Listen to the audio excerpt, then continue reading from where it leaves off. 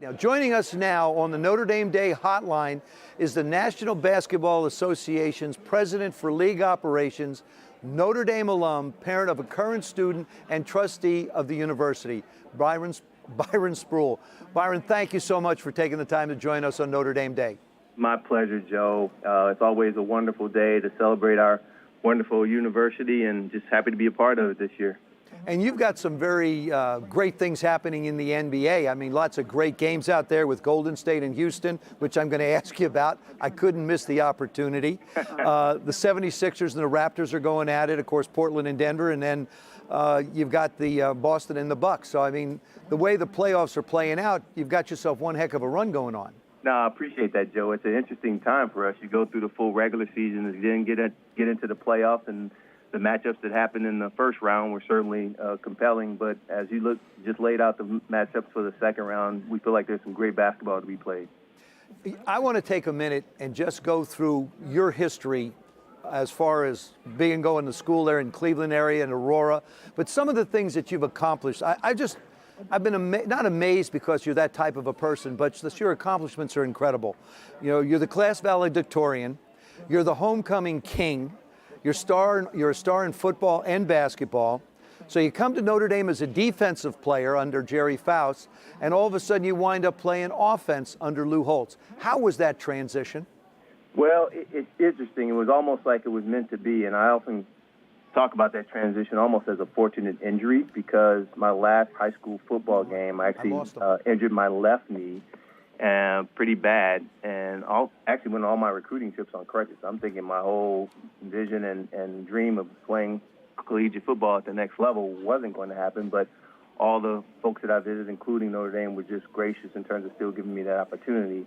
And for me, that switch then happened from defense to offense. It happened in the spring of my sophomore year, where with a significant knee injury, but rehabbing from it, a lot of other reaction happens on the defensive line, but on offense, you're able to control your motion a lot more. And so it was. Unfortunately, we are going to have to wrap this up on my end, only because I'm unable to hear you, but I did want to go through a couple of other things in the meantime. Even though I can't hear responses, I know they're going to be great.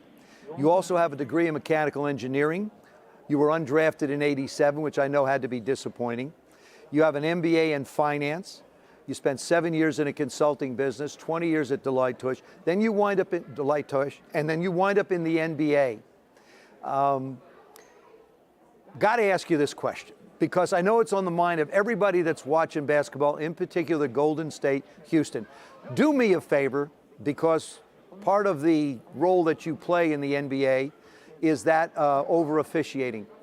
What is the rule when it comes to a guy going up on a jump shot? Does he have the space to come down in when he hits the ground? Yeah, he does. He has the space as he goes up for a jump shot to then come back down. And so even the space a bit in front of him to come down and land in a safe space. That's for the safety of our players, and certainly we go by that rule. Doesn't mean that a defender cannot make contact with him, particularly if he goes by him. But we do have the rule that the shooter has to have that space in front of him to land safely. I think the next game will be very interesting when it comes to being officiated. Don't you?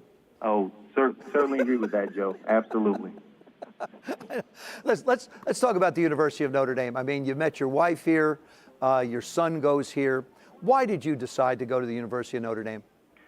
Simply put, it was the combination of academics and athletics. Had a number of opportunities, but really wanted a place that focused on both and excelled in both. And I was able to go there and actually accomplish my dreams around the degrees, but then also, as you mentioned, meet my wife there, and ultimately we had double domers, each of us, and then now our son's going to actually get his degree in May. So we're very happy and proud of him. Being the father of a Notre Dame graduate, I can tell you exactly, it's a wonderful feeling. The other thing, too, is you had somewhat of a unique experience here. You graduated in '87, and yet the 1988 team went undefeated. And Lou Holtz basically had, I guess you could call it a surprise for you.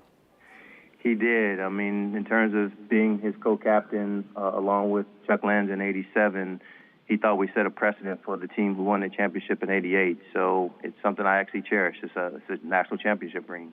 Cherish it, keep it back home in the vault, but it's something I absolutely cherish and appreciate him as not just a coach for the time, but a coach for life as we continue to have our relationship throughout our respective careers. It just speaks volumes for the type of person Lou is and what he thought of you and the football team that you were a part of. Thank you so much for taking the time. Good luck with the playoffs. You're right. They're absolutely exciting and incredible. I'm a huge fan of the NBA. Being a little short guy, I have all affinities for all those little guys that are out there running around. And we're looking forward to a lot more wonderful basketball coming up. Well, thanks again for the time, Joe, and appreciate you. Thank you.